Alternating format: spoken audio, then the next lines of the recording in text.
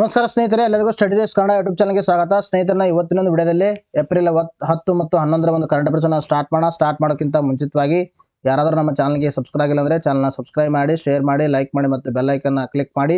Because ನಾವು video upload ಮಾಡಿದಾಗ ನಿಮಗೆ ಬೇಗನೆ ನೋಟಿಫಿಕೇಶನ್ ಬರುತ್ತೆ. ಒಳ್ಳೆಯ ಜೋಶೊಂದಿಗೆ ಇವತ್ತಿನ ಒಂದು ಕರೆಂಟ್ ಅಫೇರ್ಸ್ ಸ್ಟಾರ್ಟ್ ಮಾಡೋಣ. ನೋಡಿ, ಮೊದಲನೇ ಪ್ರಶ್ನೆ ಅಂತ ಕೇಳಿದ್ದಾರೆ. ನೋಡಿ, ಸತ್ಯಶೋಧಕ ಸಮಾಜವನ್ನ ಸ್ಥಾಪಿಸಿದವರು ಯಾರು ಅಂತ ಪ್ರಶ್ನೆಯನ್ನ ಕೇಳಿದ್ದಾರೆ.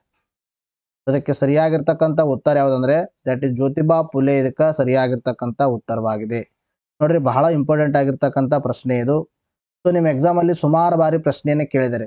ಸುಮಾರು ಬಾರಿ ಫಾರ್ ಎಕ್ಸಾಂಪಲ್ KPSC ಎಕ್ಸಾಮಿನೇಷನ್ ಅಲ್ಲಿ ಯಾವ ತರ ಕೇಳಿದ್ರೆ ಅಂದ್ರೆ, ಒಂದು ಕಡೆ ಸಮಾಜ ಸುಧಾರಕರು ಕೊಟ್ಟಿದ್ದಾರೆ, ಇನ್ನೊಂದು ಕಡೆ ಅವರು ಸ್ಥಾಪನೆ ಮಾಡಿರ್ತಕ್ಕಂಥ ಸಮಾಜವನ್ನ ಕೊಟ್ಟಿದ್ದಾರೆ. ಈ ತರನು ಕೂಡ ಕೇಳಿದ್ದಾರೆ. ಇನ್ನು ಕೆಲವೊಂದು ಬಾರಿ ಯಾವ ತರ ಕೇಳಿದ್ರೆ ಸೇಮ್ ಕೊಟ್ಟು ಯಾವುದು ಸರಿಯಾಗಿದೆ ಯಾವುದು ತಪ್ಪಾಗಿದೆ ಅಂತಾನು ಕೂಡ ಕೇಳಿದ್ದಾರೆ. ಆಮೇಲೆ ಡೈರೆಕ್ಟ್ ಆಗಿ ಪ್ರಶ್ನೆಗಳನ್ನು ಕೂಡ ಕೇಳಿದ್ದಾರೆ. ಆರ್ಯ ಸಮಾಜ ಸ್ಥಾಪನೆ ಮಾಡಿದವರು ಯಾರು, ಸತ್ಯಶೋಧಕ ಸಮಾಜ ಸ್ಥಾಪನೆ ಮಾಡಿದವರು ಯಾರು. ಸೊ ಈ ತರ ಪ್ರಶ್ನೆಗಳನ್ನ ತಮ್ಮ ಎಕ್ಸಾಮ್ ಅಲ್ಲಿ ಕೇಳಿದರೆ ಆ ದೃಷ್ಟಿಯಂಗೆ this question is very important. ಇವತ್ತೇ ಇದ್ರ ಮೇಲೆ ಪ್ರಶ್ನೆ ಯಾಕೆ ಕೇಳಲಾಗಿದೆ ಅಂದ್ರೆ, ತಮ್ಮೆಲ್ಲರಿಗೂ ಗೊತ್ತಿರುವ ಹಾಗೆ ಜ್ಯೋತಿಬಾ ಫುಲೆ ಅವರ ಜನ್ಮದಿನದಂದು ನ್ಯೂಸ್ ಪೇಪರ್ ಅಲ್ಲಿ ಆರ್ಟಿಕಲ್ ಕಾಣಿಸ್ಕೊಂಡಿತ್ತು. ಆದ್ರಿಂದ ಇದ್ರ ಮೇಲೆ ಪ್ರಶ್ನೆಯನ್ನ ಕೇಳಲಾಗಿದೆ. ಅರ್ಥ ಆಯ್ತಾ? ಸಮಾನತೆ ಹರಿಕಾರ ಮಹಾತ್ಮ ಜ್ಯೋತಿಬಾ ಫುಲೆ ಅಂತಕ್ಕಂಥದ್ದು ನ್ಯೂಸ್ ಪೇಪರ್ ಅಲ್ಲಿ ಆರ್ಟಿಕಲ್ ಕಾಣಿಸ್ಕೊಂಡಾಗ ಸೊ ಇದ್ರ ಮೇಲೆ ಪ್ರಶ್ನೆ ಕೇಳಲಾಗಿದೆ. ಇದ್ರ ಕುರಿತು ಡಿಸ್ಕಷನ್ ಮಾಡೋಣ. ನೋಡಿ, ಏಪ್ರಿಲ್ 11ರಂದು ಮಹಾತ್ಮ ಜ್ಯೋತಿಬಾ ಫುಲೆ ಅವರನ್ನ ಜನ್ಮದಿನವನ್ನ ಆಚರಣೆ ಮಾಡ್ತೀವಿ. ಅರ್ಥ ಆಯ್ತಾ? ಸೊ ಇವ್ರದ್ದು ಒಂದು ಪಾತ್ರ historically is very important for our examination. ಇವ್ರು ಮಾಡಿರ್ತಕ್ಕಂಥ ಸರ್ವಿಸು ಅದು ನಮ್ಮ ಸೊಸೈಟಿಗೆ ಇವತ್ತಿಗೂ ಕೂಡ ಏನಾಗ್ತಾ ಇದೆ, ಯೂಸ್ ಆಗ್ತಾ ಇದೆ. ನೋಡಿ, ಮಹಾತ್ಮ ಜ್ಯೋತಿರಾವ್ ಫುಲೆ ಅವ್ರ ಬಗ್ಗೆ ನಾವು ಮಾತಾಡ್ತಾ ಬಂದಾಗ ಜನನ 1827 ಏಪ್ರಿಲ್ 11ರಂದು ಆಯ್ತು ಇವ್ರದ್ದು. ಇವರು ಪುಣೆಯಲ್ಲಿ ಮಾಲಿ ಜಾತಿಗೆ ಸೇರಿದ ಕುಟುಂಬದಲ್ಲಿ ಜನಿಸಿದರು. ಅರ್ಥ ಆಯ್ತಾ? ಪುಣೆಯಲ್ಲಿ ಮಾಲಿ ಜಾತಿಗೆ ಸೇರಿದ ಕುಟುಂಬದಲ್ಲಿ ಜನಿಸಿರ್ತಕ್ಕಂಥವ್ರು. ಇವರು ಸತ್ಯಶೋಧಕ ಸಮಾಜವನ್ನ 1873ರಲ್ಲಿ ಸ್ಥಾಪಿಸಿದರು. ಇಂಪಾರ್ಟೆಂಟ್. ಸತ್ಯಶೋಧಕ ಸಮಾಜವನ್ನ ಎಷ್ಟರಲ್ಲಿ ಸ್ಥಾಪನೆ ಮಾಡಿದ್ರೆ 1873. ಇವರು ಬರೆದ ಪುಸ್ತಕಗಳು ಗುಲಾಮಗಿರಿ. ಇಂಪಾರ್ಟೆಂಟ್, ಇದು ಎಕ್ಸಾಮ್ ಅಲ್ಲಿ ಕೇಳಿದ್ದಾರೆ. ಗುಲಾಮಗಿರಿ ಪುಸ್ತಕವನ್ನ ಬರೆದವರು ಯಾರು ಅಂತ. ಇನ್ನು ತರದಲ್ಲಿ ಸಾರ್ವಜನಿಕ ಸತ್ಯಧರ್ಮ ಅಂತಕ್ಕಂಥದ್ದು, ತೃತೀಯ ರತ್ನ ಅಂತಕ್ಕಂಥದ್ದು, ಇನ್ನು ಬ್ರಾಹ್ಮಣಾಂಚ ಕಸಬ ಅಂತಕ್ಕಂಥದ್ದು. ಇವೆಲ್ಲ ಜ್ಯೋತಿಬಾ ರಾವ್ ಫುಲೆ ಅವರು ಬರೆದಿರ್ತಕ್ಕಂಥ ಪುಸ್ತಕಗಳು. ಇಂಪಾರ್ಟೆಂಟು, ಎಕ್ಸಾಮ್ ಅಲ್ಲಿ ಕೇಳಿದರೆ ಗುಲಾಮಗಿರಿ ಅಂತಕ್ಕಂಥದ್ದು. ಮುಂದೆ ಬರ್ತಕ್ಕಂಥ ಎಕ್ಸಾಮ್ ಅಲ್ಲಿ ಕೂಡ ಇವುಗಳ ಮೇಲೆ ಕೂಡ ಪ್ರಶ್ನೆಯನ್ನ ಕೇಳಬಹುದು. ನೋಡಿ, ಪ್ರಾಥಮಿಕ ಶಿಕ್ಷಣದ ಸಾರ್ವತ್ರಿಕರಣ ಪ್ರತಿಪಾದಿಸಿದ ಮತ್ತು ಗುಲಾಮಗಿರಿ ವಿರುದ್ಧ ಹೋರಾಡಿದ ಮೊದಲ ಸಮಾಜ ಸುಧಾರಕ. ಇಂಪಾರ್ಟೆಂಟ್. ಇದನ್ನು ಅರ್ಥ ಆಯ್ತಾ? ಎಕ್ಸಾಮ್ ಅಲ್ಲಿ ಇದೇ ತರ ಪ್ರಶ್ನೆಯನ್ನು ಕೇಳಬಹುದು. ಪ್ರಾಥಮಿಕ ಶಿಕ್ಷಣ ಸಾರ್ವತ್ರಿಕರಣ ಪ್ರತಿಪಾದಿಸಿದ ಮತ್ತು ಗುಲಾಮಗಿರಿ ವಿರುದ್ಧ ಹೋರಾಡಿದ ಮೊದಲ ಸಮಾಜ ಸುಧಾರಕ ಯಾರಂದ್ರೆ ಜ್ಯೋತಿರಾವ್ ಫುಲೆ ಅಂತ ಹೇಳ್ತೀವಿ. ಇವರ ಪತ್ನಿ ಸಾವಿತ್ರಿಬಾಯಿ ಫುಲೆ ಅವರು ಕೂಡ ಮಹಿಳಾ ಶಿಕ್ಷಣಕ್ಕಾಗಿ ಹೋರಾಟವನ್ನು ಮಾಡಿದರು. ಇವ್ರದ್ದು ಕೂಡ ಹಿಸ್ಟಾರಿಕಲಿ ಕೊಡುಗೆ ಒಂದು ಬಹಳ ಇಂಪಾರ್ಟೆಂಟು. ಇವ್ರದ್ದು 1848ರಲ್ಲಿ ಪುಣೆಯ ಒಂದು ಬೀಡವಾಡದಲ್ಲಿ ಮೊದಲ ಬಾಲಕಿಯರ ಶಾಲೆಯನ್ನು ಪ್ರಾರಂಭಿಸಿದರು. Very important. ಅರ್ಥ ಆಯ್ತಾ? ಇದು ಎಕ್ಸಾಮ್ ಅಲ್ಲಿ ಕೇಳಿದ್ದಾರೆ ಆಲ್ರೆಡಿ. ಇನ್ನು ಇತರ ಹೆಸರುಗಳು ಜ್ಯೋತಿರಾವ್ ಫುಲೆ ಅಂತಕ್ಕಂಥದ್ದು ಮತ್ತು ಮಹಾತ್ಮ ಫುಲೆ ಅಂತಾನೂ ಕೂಡ ಕರಿತೀವಿ. ಯಾರಿಗೆ? ಇವರಿಗೆ. ಅರ್ಥ ಆಯ್ತಾ? ಗೊತ್ತಿರಬೇಕು, ಇಂಪಾರ್ಟೆಂಟು. ಜ್ಯೋತಿರಾವ್ ಫುಲೆ ಮತ್ತು ಮಹಾತ್ಮ ಫುಲೆ ಅಂದ್ರು ಒಂದೇ. ಅರ್ಥ ಆಯ್ತಾ? ಎಲ್ಲಾದ್ರೂ ನಿಮಗೆ ಮಹಾತ್ಮ ಫುಲೆ ಅಂದ್ರು ಕೂಡ ಅವರೇ. ನೋಡ್ರಿ, ಯಾರಿಗೆ ನಮ್ಮ ನೋಟ್ಸ್ಗಳನ್ನ ಬೇಕು, ಇಲ್ಲಿ ನಾವೆಲ್ಲ ಕೊಟ್ಟಿದ್ದೀವಿ ನಿಮಗೆ. 1 ಮಂತ್ಗೆ 40 ಆಗುತ್ತೆ. 2023 ಜಾನ್ ಟು ಮಾರ್ಚ್ 2024ವರೆಗೆ 600 ಆಗುತ್ತೆ. 2022 ಜಾನ್ ಟು ಮಾರ್ಚ್ 2024ವರೆಗೆ 1100 ಆಗುತ್ತೆ. ಡಿಸ್ಕೌಂಟ್ ಆಗಿ 1000 ಅಲ್ಲಿ ಸಿಗುತ್ತೆ. ಇದರ phone pay, Google pay, Paytm ಮುಖಾಂತರ ಈ ನಂಬರ್ಗೆ ಪೇ ಮಾಡೋದನ್ನ ವಾಟ್ಸಪ್ ಮುಖಾಂತರ ಪೇಮೆಂಟ್ ಮಾಡಿ ರಿಸಿಪ್ಟ್ ಕಳಿಸ್ರೆ ನಮ್ಮ ನೋಟ್ಸ್ಗಳನ್ನು ಸಾಫ್ಟ್ ಅಥವಾ PDF ಫಾರ್ಮ್ಯಾಟ್ ಅಲ್ಲಿ ತಮಗೆ ಪ್ರೊವೈಡ್ ಮಾಡ್ತೀವಿ. ಸೊ ನಾನು ಅಗೇನ್ ಆ್ಯಂಡ್ ಅಗೇನ್ ಪ್ರತಿಯೊಂದು ಕ್ಲಾಸಲ್ಲಿ ಹೇಳ್ತಾ ಇದ್ದೀನಿ. ಆದರೂ ಕೂಡ ನೀವು ವಾಟ್ಸಪ್ಪಲ್ಲಿ ಕೇಳ್ತಾ ಇದ್ದೀರಾ, ಸರ್ ಯಾವ ಎಕ್ಸಾಮ್ಗೆ ಹೆಲ್ಪ್ ಆಗುತ್ತೇನೋ ಅಂತಕ್ಕಂಥದ್ದು. ನೋಡಿ, ಸ್ಪಷ್ಟತೆ ಕೊಡ್ತೀವಿ. ನೀವು ಯಾವುದೇ ಎಕ್ಸಾಮಿನೇಷನ್ ಓದಿ ಎಲ್ಲ ಎಕ್ಸಾಮಿನೇಷನ್ಗೆ ಹೆಲ್ಪ್ ಆಗುತ್ತೆ. ಅರ್ಥ ಆಯ್ತಾ? ಆ ಥರನಾಗಿ ನಾವು ಕಂಟೆಂಟ್ಸ್ಗಳನ್ನು ಡಿಸೈನ್ ಮಾಡಿದ್ದೀವಿ. ನಿಮ್ಮ ವಿಡಿಯೋದಲ್ಲಿ ಕೂಡ ಡೆಫಿನೆನ್ಸಿಗೆ ಸ್ವಲ್ಪ ಕಡಿಮೆ ಇದ್ದರೂ ಕೂಡ ನಮ್ಮ ಮ್ಯಾಗ್ಝಿನ್ಗಳಲ್ಲಿ ಸಂಪೂರ್ಣವಾಗಿ ಇನ್ಫಾರ್ಮೇಟಿವ್ ಆಗಿ ಕೊಡ್ತೀವಿ. ಅರ್ಥ ಆಯ್ತಾ? 2023 ಜಾನ್ ಟು ಮಾರ್ಚ್ 2024ವರೆಗೆ 600 ಆಗುತ್ತೆ. ಇದು ಏನು ಹೇಳಿದ್ದೀನಿ, ಇದು ಯಾರು ನೀವು PSI ಓದ್ತಾ ಇದ್ದೀರಾ, ಯಾರು ನೀವು ಇದು ಓದ್ತಾ ಇದ್ದೀರಾ, VA ಓದ್ತಾ ಇದ್ದೀರಾ, ಯಾರು PDO ಓದ್ತಾ ಇದ್ದೀರಾ, ಸೊ ಈ ಒಂದು ಸಬ್ಸ್ಕ್ರಿಪ್ಷನನ್ನು ತೊಗೊಳ್ಳಿ. ಸೊ ಯಾರು ನೀವು KS ಅನ್ನ ಓದ್ತಾ ಇದ್ದೀರಾ ಸೀರಿಯಸ್ ಆಗಿ, ಸೊ ಈ ಸಬ್ಸ್ಕ್ರಿಪ್ಷನ್ ತೊಗೊಂಡ್ರೆ ಬೆಸ್ಟ್. ಅರ್ಥ ಆಯ್ತಾ? ನಿಮಗೆ ಹೇಳಿದ್ವಿ ನಾವು 80 to 90% ಎಫಿಷಿಯನ್ಸಿ ಫಿಕ್ಸ್ ಕೊಡ್ತೀವಿ. ಅರ್ಥ? ಮೋರ್ ದನ್ ದ್ಯಾಟ್ ಕೊಟ್ಟಿದ್ದೀವಿ. ಬಟ್ ನಾನು ನಿಮಗೆ ಹೇಳ್ತಾ ಇದ್ದೀನಿ, ಇಷ್ಟು ಅಶ್ಯೂರೆನ್ಸ್ ಕೊಡ್ತೀವಿ. ಅರ್ಥ ಆಯ್ತಾ? ಅಂದರೆ ನಾವು ಎಲ್ಲ ಒಂದು ನ್ಯೂಸ್ ಪೇಪರ್ ನೋಡಿ, ಎಲ್ಲ ವೆಬ್ಸೈಟ್ಗಳನ್ನು ನೋಡಿ ನಿಮಗೆ ಕವರ್ ಮಾಡ್ತಾ ಇರ್ತಾವಂಥದ್ದು. ಅರ್ಥ ಆಯ್ತಾ? ನೆಕ್ಸ್ಟ್ ನೋಡಿ, ನೆಕ್ಸ್ಟ್ ಪ್ರಶ್ನೆ ಕೇಳಿದ್ರೆ ಕೇಂದ್ರ ಹಣಕಾಸು ಆಯೋಗ ರಚಿಸುವವರು ಯಾರು ಅಂತ ಪ್ರಶ್ನೆಯನ್ನು ಕೇಳಿದ್ದಾರೆ. ಸೊ ಇದಕ್ಕೆ ಸರಿಯಾಗಿರ್ತಕ್ಕಂಥ ಉತ್ತರ ಅಂದರೆ ರಾಷ್ಟ್ರಪತಿ ಇದಕ್ಕೆ ಸರಿಯಾಗಿರ್ತಕ್ಕಂಥ ಉತ್ತರವಾಗಿದೆ. ಅರ್ಥ ನೋಡ್ರಿ, ಬಹಳ ಇಂಪಾರ್ಟೆಂಟ್ ಆಗಿರ್ತಕ್ಕಂಥ ಪ್ರಶ್ನೆ ಇದು. ಇಲ್ಲಿ ನೋಡಿ, ಈಗಾಗಲೇ ತಮಗೆ ನಾನು ಪ್ರೀವಿಯಸ್ ಕ್ಲಾಸಲ್ಲಿ ಸುಮಾರು ಬಾರಿ ಡಿಸ್ಕಷನ್ ಮಾಡಿದ್ದೀನಿ. ಒಂದು 2 ರಿಂದ 3 ಬಾರಿ ಡಿಸ್ಕಷನ್ ಮಾಡಿದ್ದೀನಿ. 16ನೇ ಹಣಕಾಸು ಆಯೋಗ ಸ್ಥಾಪನೆ ಮಾಡಿದ್ದಾರೆ. 16ನೇ ಹಣಕಾಸು ಆಯೋಗದ ಒಂದು ಅಧ್ಯಕ್ಷರಾಗಿ ಯಾರನ್ನ ಆಯ್ಕೆ ಮಾಡಲಾಗಿದೆ ಅಂದರೆ ಅರವಿಂದ ಪನೇಗಾರಿಯವರವ್ರನ್ನ ಏನು ಆಯ್ಕೆ ಮಾಡಿದ್ರು. ಸೊ ಆ ಸಂದರ್ಭದಲ್ಲಿ ಕೂಡ ನಾನು ಡಿಸ್ಕಷನ್ ಮಾಡಿದ್ದೀನಿ. ಇದು ಒಂದು ಸಂವಿಧಾನಾತ್ಮಕ ಸಂಸ್ಥೆಯಾಗಿದೆ. ಈ ಸಂವಿಧಾನಾತ್ಮಕ ಸಂಸ್ಥೆಯ ಪ್ರಮುಖ ಉದ್ದೇಶ ಏನಂದರೆ financial distribution between centre and state. ಅರ್ಥ ಆಯ್ತಾ? ಸೆಂಟರ್ ಮತ್ತು ಸ್ಟೇಟ್ ಮಧ್ಯದಲ್ಲಿ, ತದನಂತರದಲ್ಲಿ ಸ್ಟೇಟ್ ಟು ಸ್ಟೇಟ್ ಮಧ್ಯದಲ್ಲಿ. ಅದಕ್ಕೆ ನಿಮಗೆ ಹೇಳಿದ್ದೀನಿ, ಈ ಒಂದು ಫೈನಾನ್ಸ್ ಕಮಿಷನ್ ಅಂತಕ್ಕಂಥದ್ದು 2 ರಿಕಮೆಂಡೇಶನ್ ಕೊಡುತ್ತೆ. ಒಂದು ಏನಂದರೆ ಹಾರಿಜಾಂಟಲ್ ಅಂತ ಹೇಳ್ತೀವಿ, ಇನ್ನೊಂದು ವರ್ಟಿಕಲ್ ಅಂತ ಹೇಳ್ತೀವಿ. ಸ್ಟೇಟ್ ಮತ್ತು ಸೆಂಟರ್ ಮಧ್ಯದಲ್ಲಿ ಇದಕ್ಕೆ ನಾವು ವರ್ಟಿಕಲ್ ಡಿಸ್ಟ್ರಿಬ್ಯೂಷನ್ ಅಂತ ಕರಿತೀವಿ. ಇನ್ನು ಸ್ಟೇಟ್ ಮತ್ತು ಸ್ಟೇಟ್ ಮಧ್ಯದಲ್ಲಿ ಇದಕ್ಕೆ ನಾವು ಹಾರಿಜಾಂಟಲ್ ಡಿಸ್ಟ್ರಿಬ್ಯೂಷನ್ ಅಂತ ಕರಿತೀವಿ. ಅರ್ಥ ಆಯ್ತಾ? 2 ಥರ ಒಂದು ರೆಕಮೆಂಡೇಶನ್ಸ್ಗಳನ್ನು ಕೊಡುತ್ತೆ ಅಂತಕ್ಕಂಥದ್ದು ನಾನು ಪ್ರೀವಿಯಸ್ ಕ್ಲಾಸಲ್ಲಿ ನಿಮಗೆ ಸಂಪೂರ್ಣವಾಗಿ ಹೇಳಿದ್ದೀನಿ. ಈ ಒಂದು 16ನೇ ಹಣಕಾಸು ಆಯೋಗ ಯಾವ ಒಂದು ಆಧಾರವಾಗಿ ಇಟ್ಟುಕೊಂಡು ಸ್ಟೇಟ್ಸ್ಗಳಿಗೆ ಒಂದು ಹಣನ ರಿಕಮೆಂಡೇಶನ್ ಮಾಡಿದೆ. ಆಮೇಲೆ ಟೋಟಲ್ ವರ್ಟಿಕಲ್ ಡಿಸ್ಟ್ರಿಬ್ಯೂಷನ್ ಇಟ್ಟು, ಹಾರಿಜಾಂಟಲ್ ಡಿಸ್ಟ್ರಿಬ್ಯೂಷನ್ ಇಟ್ಟು, we already discussed in previous class in depth. ಅರ್ಥ ಆಯ್ತಾ? ನಮ್ಮ ಮ್ಯಾಗ್ಝಿನ್ಗಳಲ್ಲಿ ಬಹಳ ಡೆಪ್ತ್ ಆಗಿ ಇದ್ರ ಬಗ್ಗೆ ಕವರ್ ಮಾಡಿದ್ವಿ. ಬಟ್ ಎನಿ ಹೌ ಎಕ್ಸಾಮ್ ದೃಷ್ಟಿಯಿಂದಾಗಿ ಒಂದು ಬಾರಿ ಸ್ವಲ್ಪ ನಾವೇನು ಮಾಡೋಣ, ಇದ್ರ ಬಗ್ಗೆ ಬ್ರಷಪ್ ಅನ್ನ ಮಾಡೋಣ. ಫಸ್ಟ್ ಇದ್ರ ಮೇಲೆ ಪ್ರಶ್ನೆ ಯಾಕೆ ಕೇಳಲಾಗಿತ್ತು ನೋಡಿ, ಭಾರತ ಸರ್ಕಾರವು ಅರ್ಥಶಾಸ್ತ್ರಜ್ಞನಾಗಿರ್ತಕ್ಕಂಥ ಮನೋಜ್ ಪಾಂಡಾ ಅವರನ್ನ 16ನೇ ಹಣಕಾಸು ಆಯೋಗದ ಪೂರ್ಣ ಸಮಯದ ಸದಸ್ಯರನ್ನಾಗಿ ನೇಮಿಸಿದೆ. ಅರ್ಥ ಆಯ್ತಾ? ಇವರು ಅಧ್ಯಕ್ಷರಲ್ಲ, ಇವರು ಸದಸ್ಯರು ಕೇವಲ. 16ನೇ ಹಣಕಾಸು ಆಯೋಗದ ಪೂರ್ಣ ಸಮಯದ ಸದಸ್ಯರನ್ನಾಗಿ ಮನೋಜ್ ಪಾಂಡಾ ಅವರನ್ನ ಆಯ್ಕೆ ಮಾಡಲಾಗಿದೆ. This is news in context. ಇವರ ಅಧಿಕಾರ ವಹಿಸಿಕೊಂಡ ದಿನಾಂಕದಂದು ವರದಿಯನ್ನು ಸಲ್ಲಿಸುವ ದಿನಾಂಕದವರೆಗೆ ಅಥವಾ 31 ಅಕ್ಟೋಬರ್ 2025 ಅವರು ಅಧಿಕಾರ ಹೊಂದಿರುತ್ತಾರೆ. ಸೊ ಇಲ್ಲಿ 30 ಅಕ್ಟೋಬರ್ 2025 ಅಧಿಕಾರವನ್ನು ಹೊಂದಿರುತ್ತಾರೆ ಅವರು. ಮನೋಜ್ ಪಾಂಡಾ ಹೊರತುಪಡಿಸಿ ಇತರ ಪೂರ್ಣ ಸಮಯದ ಸದಸ್ಯರು ಯಾರಂದರೆ ಅಜಯ್ ನಾರಾಯಣ್ ಝಾ ಅಂತಕ್ಕಂಥವ್ರು, ಇನ್ನು ಅನ್ನಿ ಜಾರ್ಜಾ ಮ್ಯಾಥ್ಯೂ ಅಂತಕ್ಕಂಥವ್ರು. ಅರ್ಥ ಆಯ್ತಾ? ಇವರಿಬ್ಬರು ಇತರ ಪೂರ್ಣ ಸಮಯದ ಸದಸ್ಯರು. ಅರ್ಥ ಆಯ್ತಾ? ನೋಡಿ, ಇವರಿಬ್ಬರು ಅನ್ನಿ ಜಾರ್ಜಾ ಮ್ಯಾಥ್ಯೂ ಮತ್ತು ಅಜಯ್ ನಾರಾಯಣ್ ಝಾ. ಕೆಳಗಿನಗಳಲ್ಲಿ ಯಾರು 16ನೇ ಹಣಕಾಸು ಆಯೋಗದ ಸದಸ್ಯರಾಗಿದ್ದಾರೆ ಅಂತ ಪ್ರಶ್ನೆ ಕೇಳಬಹುದು. ಕೆಳಗಿನಗಳಲ್ಲಿ ಯಾರು 16ನೇ ಹಣಕಾಸು ಆಯೋಗದ ಅಧ್ಯಕ್ಷರಾಗಿದ್ದಾರೆ ಅಂತ ಪ್ರಶ್ನೆ ಕೇಳಬಹುದು. ಸೊ ಗೊತ್ತಿರಬೇಕು, ಪೂರ್ಣ ಸಮಯದ ಸದಸ್ಯರು ನಿಮಗೆ ನೆನಪಿರಲೇಬೇಕು. ಅಜಯ್ ನಾರಾಯಣ್ ಝಾ ಅಂತಕ್ಕಂಥವ್ರು ಒಬ್ರು, ಅನ್ನಿ ಜಾರ್ಜು ಮ್ಯಾಥ್ಯೂ ಅಂತಕ್ಕಂಥವ್ರು ಇನ್ನೊಬ್ರು ಯಾರಾದರೆ ಮನೋಜ್ ಪಾಂಡಾ ಅಂತಕ್ಕಂಥವ್ರು. 3 ಜನರನ್ನ ಪೂರ್ಣ ಸಮಯದ ಸದಸ್ಯರಾಗಿ ಆಯ್ಕೆಯನ್ನ ಮಾಡಲಾಗಿರ್ತಕ್ಕಂಥದ್ದು. ಇನ್ನು 16ನೇ ಹಣಕಾಸು ಆಯೋಗದ ಸೆಕ್ರೆಟರಿ ಆಗಿ ಯಾರಾದರೆ ರಿತುಕ್ ರಂಜನಂ ಪಾಂಡೆ ಅಂತಕ್ಕಂಥವ್ರು ಆಯ್ಕೆಯಾಗಿರ್ತಕ್ಕಂಥದ್ದು. ಇನ್ನು 16ನೇ ಹಣಕಾಸು ಆಯೋಗದ ಅರೆಕಾಲಿಕ ಸದಸ್ಯರಾಗಿ ಸೌಮ್ಯಕಾಂತ್ ಘೋಷ್ ಅವರು ಆಯ್ಕೆಯಾಗಿದ್ದಾರೆ. ಗೊತ್ತಿರಬೇಕು, ಇದನ್ನು ಕೂಡ ಇಂಪಾರ್ಟೆಂಟು, ಇದನ್ನು ಕೂಡ ಇಂಪಾರ್ಟೆಂಟು. ಎಕ್ಸಾಮಲ್ಲಿ ಯಾವುದ್ರ ಮೇಲಾದರೂ ಪ್ರಶ್ನೆಯನ್ನ ಕೇಳಬಹುದು. ಅರ್ಥ ಆಯ್ತಾ? ಇನ್ನು ಹಣಕಾಸು ಆಯೋಗದ ಬಗ್ಗೆ ನಾವು ಮಾತಾಡ್ತಾ ಬಂದಾಗ ಇದೊಂದು ಸಂವಿಧಾನಾತ್ಮಕ ಸಂಸ್ಥೆಯಾಗಿದೆ. ಈಗಾಗಲೇ ನಾನು ಹೇಳಿದೆ, it is one of the constitutional body.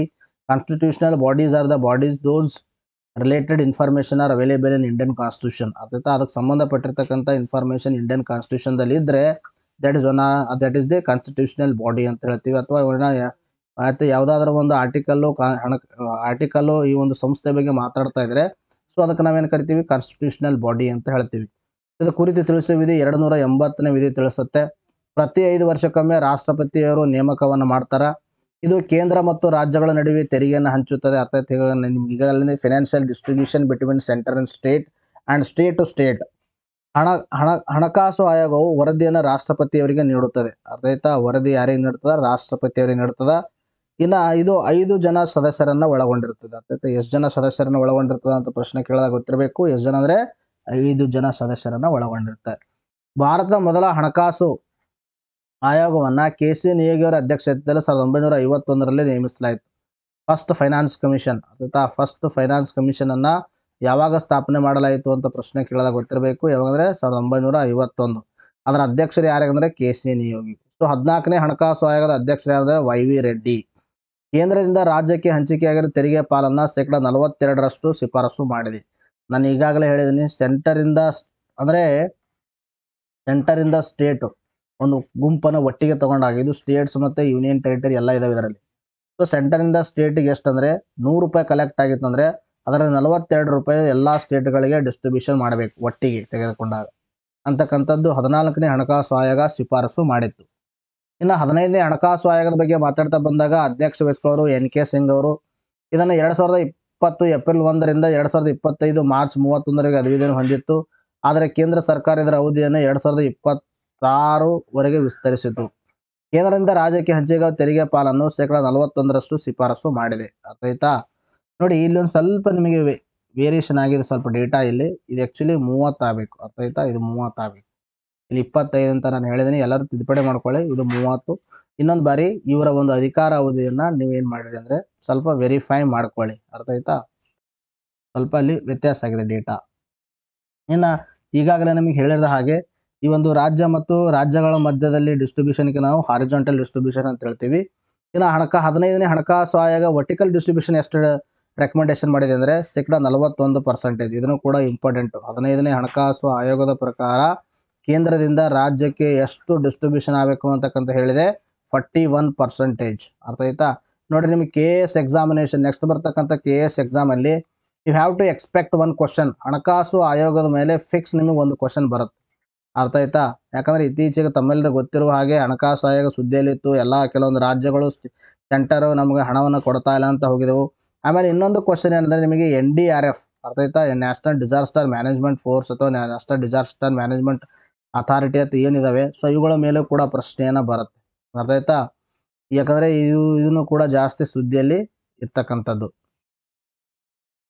ನೋಡಿ, ನೆಕ್ಸ್ಟ್ ಪ್ರಶ್ನೆ ಕೇಳಿದ್ರೆ ಭಾರತದ ಜಗಜಿತ್ ಪವಾಡಿಯಾ ಅವರು ಅಂತಾರಾಷ್ಟ್ರೀಯ ಮಾದಕ ದ್ರವ್ಯ ನಿಯಂತ್ರಣ ಮಂಡಳಿ ಸದಸ್ಯರಾಗಿ ಎಷ್ಟು ವರ್ಷಗಳ ಅವಧಿ ಆಯ್ಕೆಯಾಗಿದ್ದಾರೆ ಅಂತ ಪ್ರಶ್ನೆಯನ್ನು ಕೇಳಿದ್ದಾರೆ. ಅದಕ್ಕೆ ಸರಿಯಾಗಿರ್ತಕ್ಕಂಥ ಉತ್ತರ 5. ನೋಡ್ರಿ, ಈ ಥರ ಪ್ರಶ್ನೆಗಳು ನಿಮಗೆ ಡೈರೆಕ್ಟ್ ಆಗಿ KE ಎಕ್ಸಾಮಿನೇಷನ್ ಕೇಳಿಬಿಡ್ತಾರೆ. ಅರ್ಥ ಆಯ್ತಾ? ಯಾವ ಥರ ನಾವು ಪ್ರಶ್ನೆಯನ್ನು ಕೇಳಿದೀವಿ ಇದೇ ಥರ ಪ್ರಶ್ನೆಯನ್ನು ಡೈರೆಕ್ಟಾಗಿ ಕೇಳಿದಾಗ ಅವಾಗ ನಿಮಗೆ ಎಕ್ಸಾಮಲ್ಲಿ ಏನಾಗುತ್ತೆ ಅಂದರೆ ತೊಂದರೆ ಆಗುತ್ತೆ. ಅದಕ್ಕೆ ಕರೆಕ್ಟಾಗಿ ತಿಳಿಸೋಬೇಕು. ಅಥವಾ ಕೆಲವೊಂದು ಬಾರಿ ಡೈರೆಕ್ಟಾಗಿ ಕೇಳ್ತಾರೆ. ಯಾವ ಥರ ಕೇಳ್ತಾರೆ, ಅಂತಾರಾಷ್ಟ್ರೀಯ ಮಾದಕ ದ್ರವ್ಯ ನಿಯಂತ್ರಣ ಮಂಡಳಿ ಭಾರತದ ಯಾರು ಸದಸ್ಯರಾಗಿ ನೇಮಕ ಆಗಿದ್ದಾರೆ ಅಂತ ಕೇಳ್ತಾರೆ. ಅವಾಗ ಗೊತ್ತಿರಬೇಕು, ಜಗಜಿತ್ ಪವಾಡಿಯಾ ಅವರನ್ನು ಅಂತಾರಾಷ್ಟ್ರೀಯ ಮಾದಕ ದ್ರವ್ಯ ನಿಯಂತ್ರಣ ಮಂಡಳಿಯ ಸದಸ್ಯರಾಗಿ ಆಯ್ಕೆಯನ್ನು ಮಾಡಿದ್ದಾರೆ. ಅರ್ಥ ಆಯ್ತಾ? ಭಾರತ ಜಗಜಿತ್ ಪವಾಡಿಯಾ 2025ರಿಂದ 2030ರವರೆಗೆ 3ನೇ ಅವಧಿಗೆ ಅಂತಾರಾಷ್ಟ್ರೀಯ ಮಾದಕ ದ್ರವ್ಯ ನಿಯಂತ್ರಣ ಮಂಡಳಿಯ ಸದಸ್ಯರಾಗಿ ಮರು ಆಯ್ಕೆಯಾಗಿದ್ದಾರೆ. So it is not first time. ಇವರು 3ನೇ ಬಾರಿ ಆಯ್ಕೆ ಆಗಿರ್ತಕ್ಕಂಥದ್ದು. 2015ರಿಂದ 2020, 2020ರಿಂದ 2025, ಈಗ ಮತ್ತೆ 2025ರಿಂದ 2030ರವರೆಗೆ ಅಧಿಕಾರವನ್ನು ಹೊಂದಿದ್ದಾರೆ. ಆಯ್ತಾ? ಇದ್ರ ಬಗ್ಗೆ ನಾವು ಡಿಸ್ಕಷನ್ ಮಾಡ್ತಾ ಹೋಗೋಣ. ನೋಡಿ, ಇಂಟರ್ನ್ಯಾಷನಲ್ ನಾರ್ಕೋಟಿಕ್ಸ್ ಕಂಟ್ರೋಲ್ ಬೋರ್ಡ್ ಅಂತ ಕೇಳ್ತೀವಿ. ಇದಕ್ಕೆ ನಾವು INCB ಅಂತ ಹೇಳ್ತೀವಿ. INCB ಯುನೈಟೆಡ್ ನೇಷನ್ಸ್ ಅಂತಾರಾಷ್ಟ್ರೀಯ ಡ್ರಗ್ ನಿಯಂತ್ರಣ ಸಂಪ್ರದಾಯಗಳನ್ನು ಅನುಷ್ಠಾನಕ್ಕಾಗಿ ಸ್ವತಂತ್ರ ಮತ್ತು ಅರೆ ನ್ಯಾಯಾಂಗ ಮೇಲ್ವಿಚಾರಣಾ ಸಂಸ್ಥೆಯಾಗಿದೆ. ಅರ್ಥಾಯ್ತಾ? ಇದೇನೆಂದರೆ ಯುನೈಟೆಡ್ ನೇಷನ್ಸ್ ಅಡಿಯಲ್ಲಿ ಕಾರ್ಯನಿರ್ವಹಿಸುವ, ಅರ್ಥಾಯ್ತಾ, ವಿಶ್ವಸಂಸ್ಥೆ ಅಡಿಯಲ್ಲಿ ಕಾರ್ಯನಿರ್ವಹಿಸುವ ಈ ಒಂದು ಅಂತಾರಾಷ್ಟ್ರೀಯ ಡ್ರಗ್ ಬಗ್ಗೆ ಒಂದು ಕಾಯ್ದೆ ಕಾನೂನುಗಳು ಮತ್ತು ಮೇಲ್ವಿಚಾರಣೆಯನ್ನು ಮಾಡಲು ಮತ್ತು ಅದಕ್ಕೆ ಜುಡಿಷಿಯಲ್ ಮ್ಯಾಟರ್ಸ್ಗಳನ್ನು ರಿಲೇಟೆಡ್ ಆಗಿರ್ತಕ್ಕಂಥದ್ದು ಡ್ರಗ್ಸ್ಗೆ ಅದನ್ನು ರಿಸಾಲ್ವ್ ಮಾಡೋಕೆ ಇರ್ತಕ್ಕಂಥ ಒಂದು ಅರೆ ನ್ಯಾಯಾಂಗ ಸಂಸ್ಥೆ ಇದೊಂದು. ಇದು ಸ್ಥಾಪನೆಯಾಗಿರೋದು 1968ರಲ್ಲಿ. ಇದರ ಪ್ರಧಾನ ಕಚೇರಿ ಆಸ್ಟ್ರಿಯಾದ ವಿಯೆನಾದಲ್ಲಿ.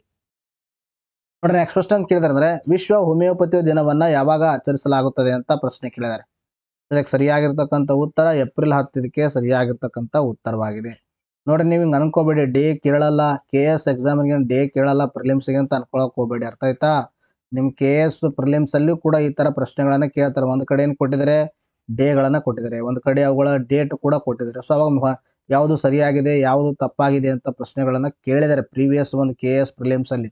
ಸೊ ಅದಕ್ಕೆ ನಾನು ಈ ಥರ ಪ್ರಶ್ನೆಗಳನ್ನು ಕೂಡ ಆ್ಯಡ್ ಮಾಡ್ತಾ ಇದ್ದೀನಿ. ಮತ್ತು ನಿಮಗೆ KE ಎಕ್ಸಾಮಿನೇಷನ್ಗಂತೂ ಈ ಥರ ಪ್ರಶ್ನೆಗಳನ್ನು ಕೇಳ್ತಾರೆ. ಅರ್ಥ ಆಯ್ತಾ?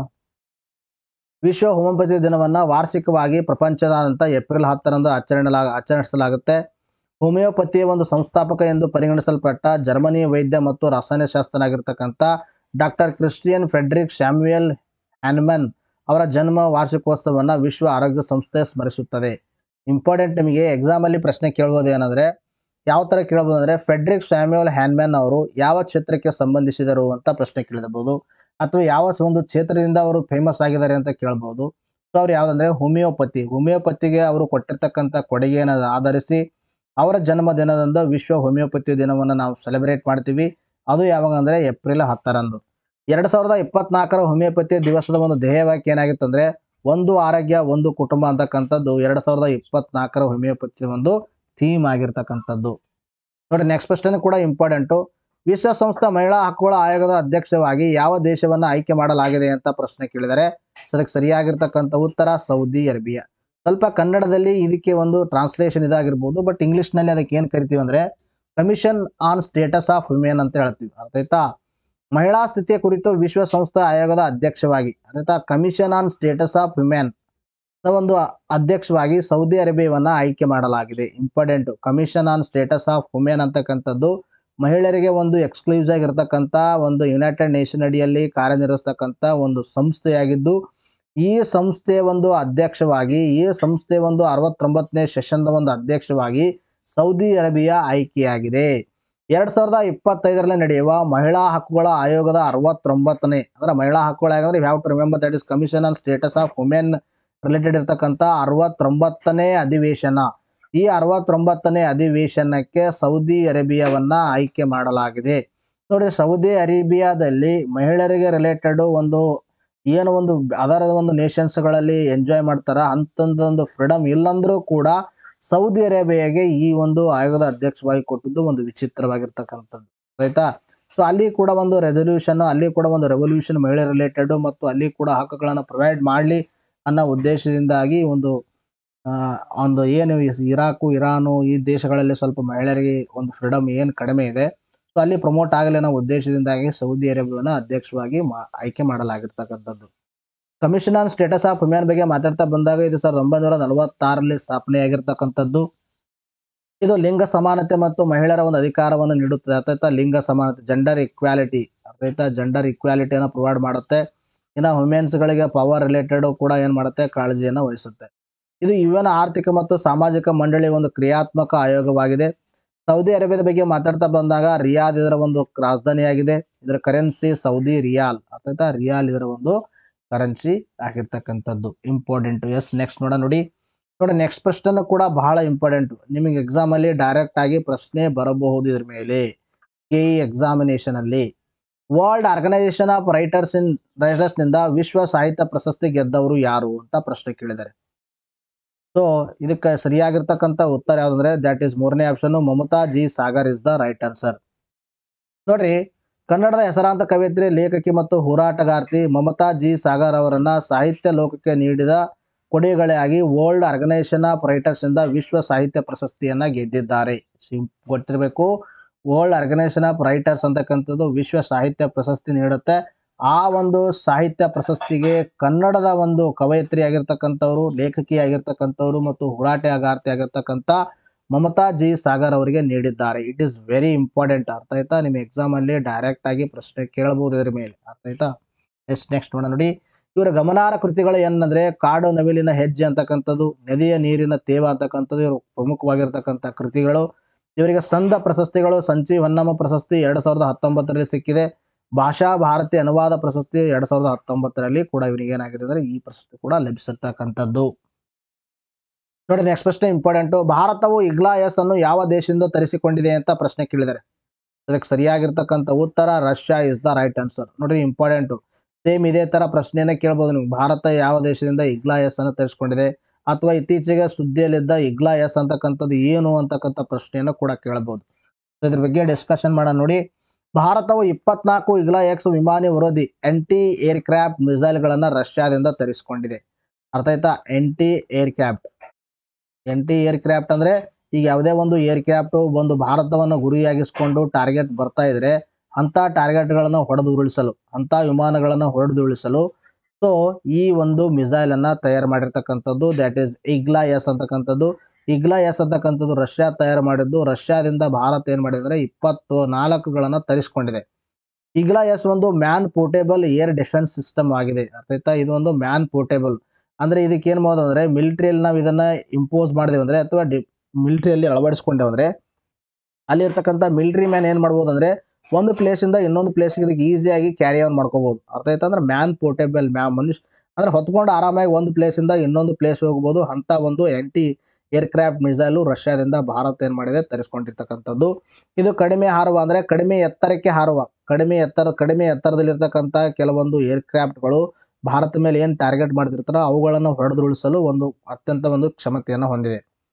ಹಾರುವ ವಿಮಾನಗಳನ್ನು ಉರುಳಿಸಲು ಮತ್ತು ಕ್ರೂಸ್ ಕ್ಷಿಪಣಿಗಳನ್ನು ಮತ್ತು ಡ್ರೋನ್ಗಳಂಥ ವಾಯು ಗುರಿಗಳನ್ನು ಗುರುತಿಸಲು ಮತ್ತು ತಟಸ್ಥಗೊಳಿಸಲು ವಿನ್ಯಾಸಗೊಳಿಸಲಾದ ಕೈಯಲ್ಲಿ ಹಿಡಿಯುವ ರಕ್ಷಣಾ ವ್ಯವಸ್ಥೆಯಾಗಿದೆ. ಅಂದರೆ ಈಗಾಗಲೇ ಹೇಳಿದೆ ಮ್ಯಾನ್ ಪೋರ್ಟೇಬಲ್ ಡಿಫೆನ್ಸ್ ಸಿಸ್ಟಮ್. ಇದೊಂದು man portable defence system is designed by Russia and imported by India. ಅರ್ಥ ಆಯ್ತಾ?